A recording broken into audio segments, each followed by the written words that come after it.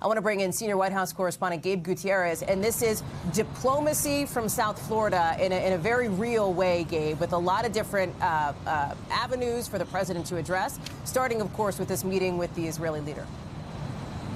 Yeah, certainly, Hallie. A lot warmer here in South Florida than it is in Washington right now, but a very busy day for the president. And as you laid out, a number of foreign policy crises that are unfolding and diplomacy well underway here. So let's unpack all this in order. Let's actually start with Russia, Ukraine, and then we'll go to Israel and then finally Venezuela. But with Russia and Ukraine, you just heard from the president right there saying that just a few hours ago during his phone conversation with Vladimir Putin, he talked about this alleged attack that you referenced. President Putin and also Sergei Lavrov, the Russian foreign minister, saying earlier today, accusing Ukraine of sending dozens of attack drones to Putin's state residence in northern Russia. All the drones were shot down, according to the Russians. Now, we should point out that Ukraine is denying all this. However, you just heard the president right there saying that he was very angered by it.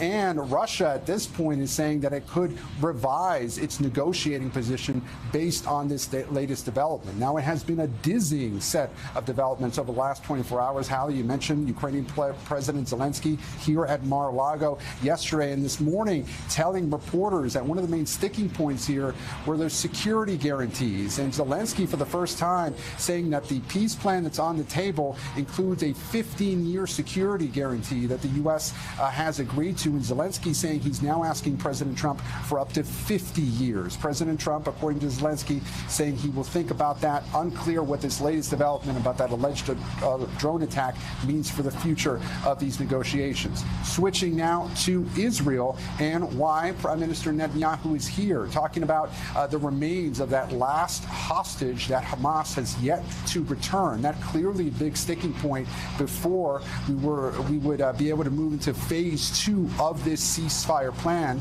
Prime Minister Netanyahu traveling with the family of that last remaining hostage, and certainly President Trump referencing that during his comments. We expect him to speak with Netanyahu over the next several hours, his 6th face-to-face meeting with Netanyahu this year. And finally, Hallie, yes, a few days ago, President Trump in a radio interview mentioning that there was some sort of strike inside Venezuela on a, quote, big facility there.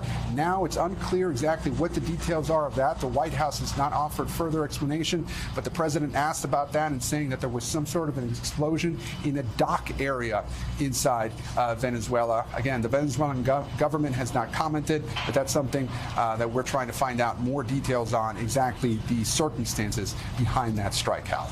We thank you for watching, and remember, stay updated on breaking news and top stories on the NBC News app or watch live on our YouTube channel.